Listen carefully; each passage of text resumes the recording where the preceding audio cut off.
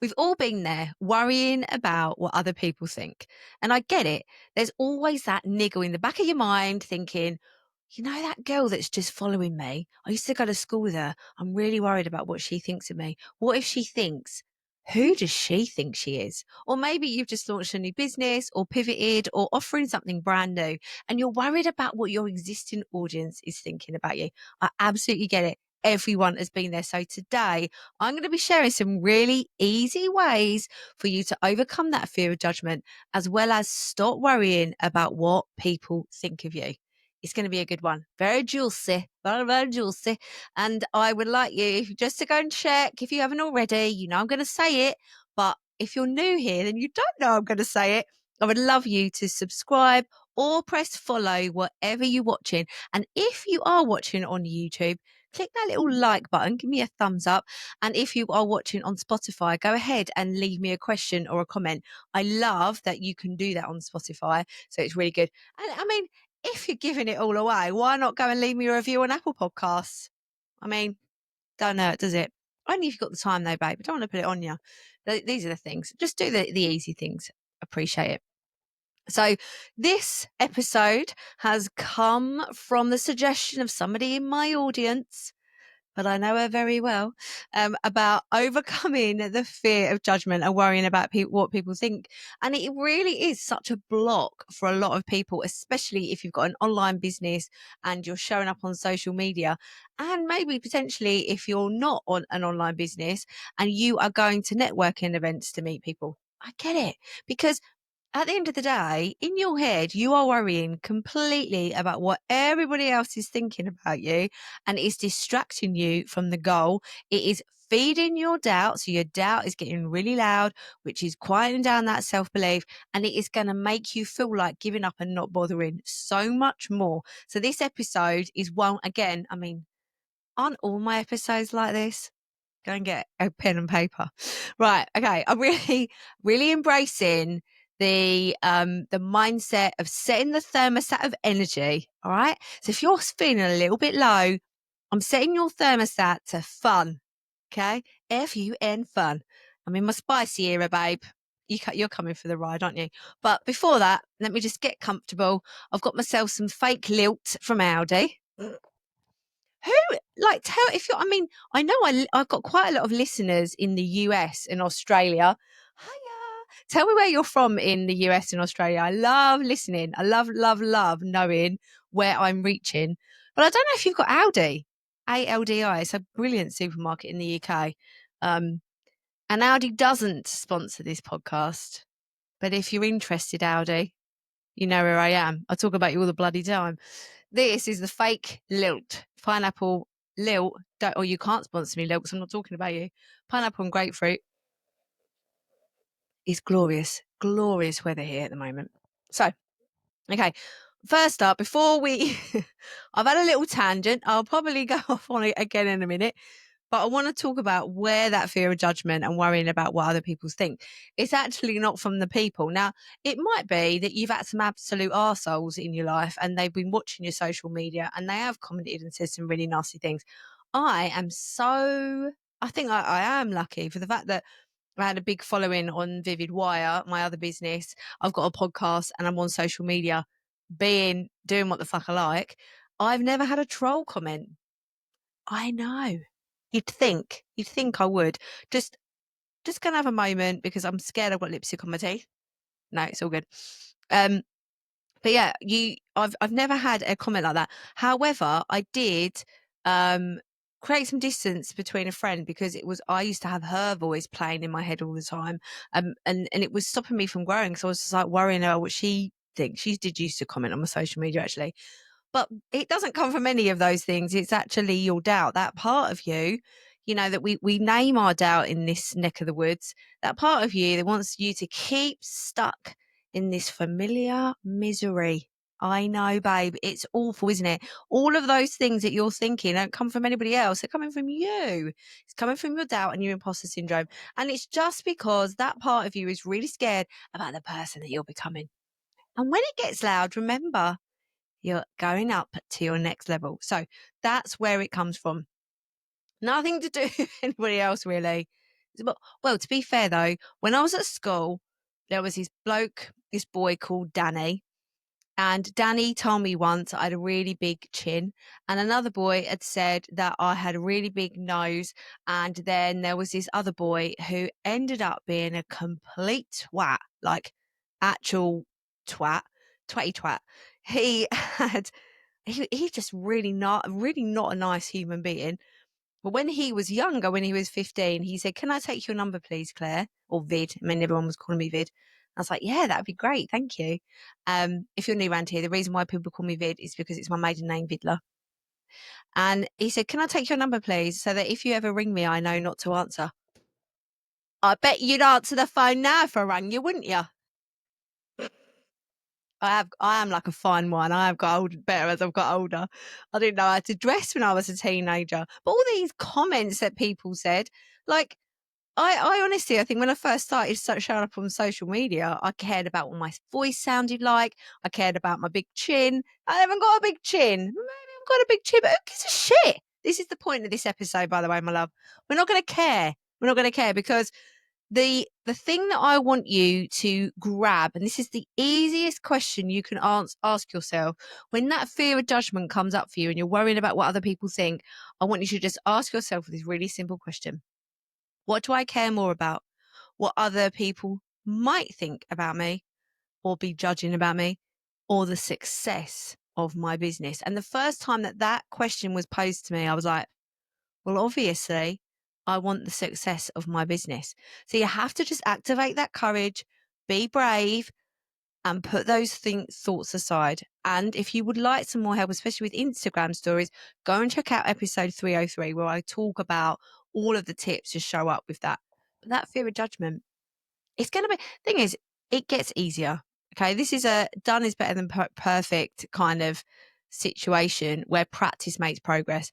When I first started this, I was worrying about what people think all of the time. I was just caring too much. Now I really don't give a shit, because the people that, and the thing is, right, we've got a fear of judgment, but what if every time you were scared of what someone might be thinking about you, what if they're your biggest fan? You're worrying about somebody that actually is going, "Oh my God, have you seen that woman or man? You've seen her. She's amazing. Look at her business. I couldn't do that. Oh no, I couldn't start a business. Have you seen? Oh my God, she's amazing." What if they're saying that? Just remember what you've gained by starting this business, babe. Like, hardly anybody does it. All right. The other thing is that I want you to remember that no one is actually thinking about you. This is like an absolute fact, because everyone's thinking about themselves. And this is why when we create content for social media, especially social media, or when you're having conversations, why does that matter to them? Why does it matter to your dream buyer about what you're talking about? Why does it matter? So you're my dream buyer, probably listening to this right now, my dream client. Why does it matter that what I'm saying right now? Why does it matter to you? Well, because you are going to look at me and think, she's talking the goddamn truth. I like that. I like her a little bit. So I'm going to go and join the Vivid Business Club. I like to be a little bit more in Claire's world. Thank you very much. Because whatever I'm saying is going to power you up, empower that part of you that started the business in the first place. You're going to go make some serious money and go and impact some lives, babe. Just from this episode, promise. I promise. I'm going to be like, this is the power of a podcast. If this is the first time you've listened to me, by the way, I'm going to be in your head. And you're going to be like, oh, what would Claire Hill say? She'd tell me to fuck him. I would, though. I would. Because anybody that's going to say horrible things, anyone that's going to make you feel less than or ask you to shrink, is doing that because you make them feel uncomfortable. And you know why? You know why you make them feel uncomfortable? Because you're doing things they're scared to do themselves. I know. You know when I first learned that? Was from that film that Will Smith did with his son Jaden in, you know, the one where he works in the stock market and he's a single dad. Oh, Lordy, I can't remember what the name of the film is. Anyway, he says that quote in the film, and I held that quote for so long. I was like, yeah, anyone that's putting you down is scared to do it themselves, and you're triggering them a little bit. making them feel a little bit uncomfortable. And especially if you're a true warrior and you've had loads of shit thrown at you in your life. Oh, Lordy Lord, because that is even worse because you're doing something they're scared to do despite having even more shit thrown at you. Doesn't that show how much of a warrior spirit you are? Warrior spirited person you are. Thing is, those of us who have been through the shit, me too, I doubt can get very loud about this kind of thing because our self-esteem needs to be amped up and our worthiness and everything. But remember, you are worthy. You're just as worthy today as you were the day you were born. It's not coming into question. We're going to leave that because it's a fact. Okay. The other thing, the last easy way, I'm conscious of your time, babe.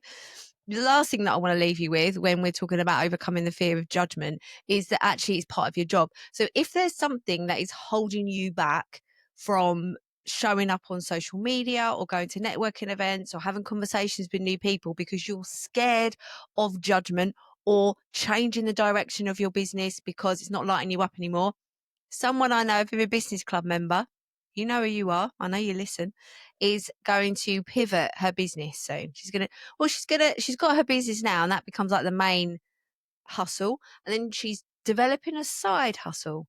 And I would imagine she was the same person who suggested this episode actually. She's probably worrying about the pivot and what her current audience is going to think. When I pivoted from Vivid Wire, handmade business to business coaching, I had the same fear. But you know what? Loads of people loved and were like, I could tell you were going to do that. Some of your supporters in your audience on Instagram or social media, LinkedIn or wherever you are, they love you for you. They're going to cheer you on regardless of what you're up to. So just do it. One of my clients, Sean, who's just wrapped up her 111-day power up, one of the focuses of that work was her pivoting in her business. And we had to elevate her personal brand and how she showed up. She was showing up on Instagram stories for the first time. She'd never spoken on Instagram stories in the 4 years she'd had that account. And then all of a sudden she's doing it all the time. But that's because of her personal brand. But what she cared more about was pivoting and doing the thing that she wanted to do because that part of her business wasn't lighting her up as much anymore. Still lights her up, but she was like, I'm made for a bit more here. Maybe I could pivot into this. And then we took those steps to help her build up that personal brand. But she had to shelve like any thoughts of judgment, worrying about what other people think. She had to shelve it because she needed to take that step seriously. She needed to say to herself, I'm serious about growing my business. And if I'm going to let the fear of judgment or worrying about what other people think get in my way, I'm not actually that dedicated or committed to growing my business. And I want you to think about that.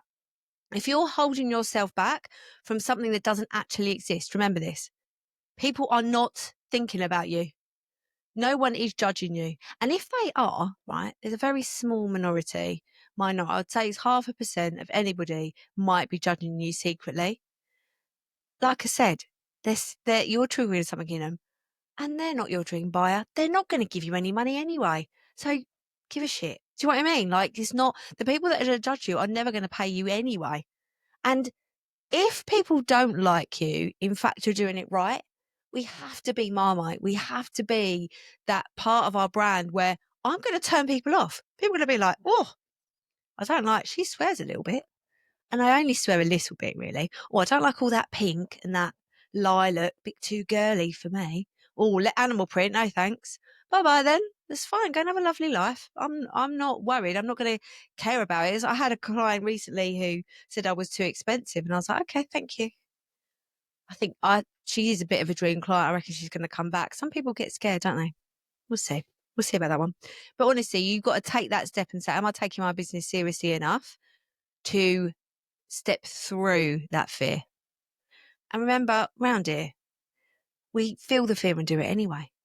If you would like some more support about the fear of judgment and worrying about what other people think, I would highly recommend you join the Vivid Business Club because inside that beautiful community, you get coaching around these kinds of things, but you also get a community of women around you lifting you up, cheering you on, and you never need to worry about that fear of judgment. Because when you put a new idea or something you're going to do in that group, people are going, oh my God, it's amazing. And no more will you have a fear of judgment. You'll have like a fear of having a big, I stumbled over my words, a fear of having too big a head. But we don't have too big a heads around here. We just shine. We shine bright, my love. And anyone that thinks that they can dim our shine can put some bloody sunglasses on. Thank you, Lady Gaga, for that one. Okay. You know where I am if you want to find out how to work with me or how to join the Vivid Business Club. Go and have a bloody lush day, babes. And I will see you in the next episode. Thank you so much for listening to the No Rest for the Vivid podcast. Written, produced and hosted by Claire Hill, and music has been composed by my brother, Phil Vick.